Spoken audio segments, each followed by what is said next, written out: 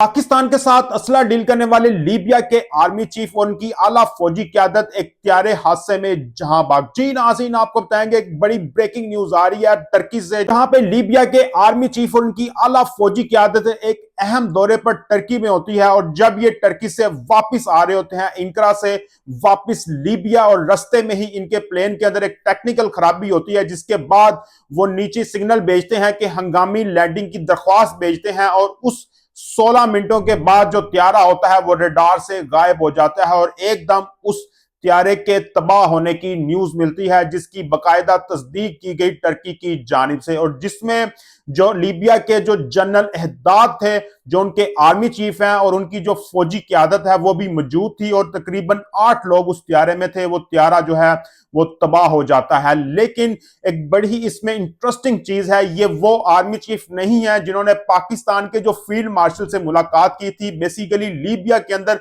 दो तरह के आर्मी चीफ पाए जाते हैं, एक लीबिया मशरकी है और एक लीबिया मगरबी है। जो लीबिया मगरबी पे इन जनरल की हुकूमत थी जिनका नाम जनरल एहदाद है, जो कि जहां बाक हुए हैं। लेकिन पाकिस्तान के फील्ड मार्शल ने जिन जनरल से मुलाकात की थी उनका नाम खलीफा हफ्तर है, और उनके बेटे सद्दाम हफ्तर से उन्होंने मुलाकात की थी। और बेसिकली इन दो आर्मी चीफ का एक ही कंट्री में होना ये बड़ी हैरानी की बात है। बेसिकली यहाँ पे दो पैरेलल गवर्नमेंट्स हैं और जहां पे दोनों के अलग-अलग आर्मी चीफ हैं। लेकिन जो है ये जो जनरल एहदाद की जो हुकूमत है, ये जो मगरबी जो लीबिया है उसको यूएन ने तस्लीम किया हुआ है। लेकिन जबकि जो मशरकी लीबिया है जिसमें जनरल हफ्तर की हुकूमत है उनको तस्लीम नहीं किया गया। लेकिन उनको बहुत बड़े कंट्री सपोर्ट भी करते हैं, और उनके पीछे एक बड़ी रीजन ये भी है कि उनके पास ऑयल वगैरह के कुदरती जखायर भी मौजूद हैं। खैर, पाकिस्तान के आर्मी चीफ ने जिनसे मुलाकात की थी ये वो जनरल नहीं है। ये पाकिस्तान में गलत अफवाह फैलाई जा रही है कि पाकिस्तान के आर्मी चीफ ने जिनसे डील की थी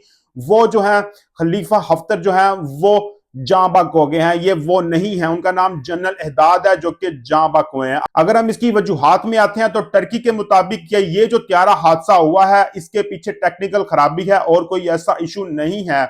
और उसके साथ आपको बताएंगे कि कुछ ऐसी वीडियोस भी रिलीज की गई हैं जिसमें यह बताया गया है कि ये जो त्यारा जो था ये 16 मिनट के बाद भी 26 मिनट तक ये फजा के अंदर मौजूद रहा है, और एक बहुत बम धमाका जैसा देखा गया कि ये फटा है। और उसके बाद से इसका मलबा एक करीबी गांव से मिला है, और अब जो लीबिया से भी बकायदा टीम जो है ये वहां जा रही है ताकि पूरी इसकी इन्वेस्टिगेशन की जाए। और टर्की ने इसका जो ब्लैक बॉक्स है उस तक भी रसाई हासिल कर ली है, और अब उस ब्लैक बॉक्स के ऊपर भी मजीद तहकीकात की जाएंगी ताकि इन फ्यूचर बताया जाए कि क्या वजूहात बनी है। लेकिन एक मेरा बड़ा ही मासूमाना क्वेश्चन है कि जो जितने भी ये कंट्रीज हैं, शाम, लीबिया, टर्की और इस तरह के जो ये इस्लामी कंट्रीज हैं, यहाँ के जो अक्सर औकात जो इनके सदर, वजीर आजम, आर्मी चीफ है वो हमेशा इन त्यारों में ही जहां बक हो जाते हैं।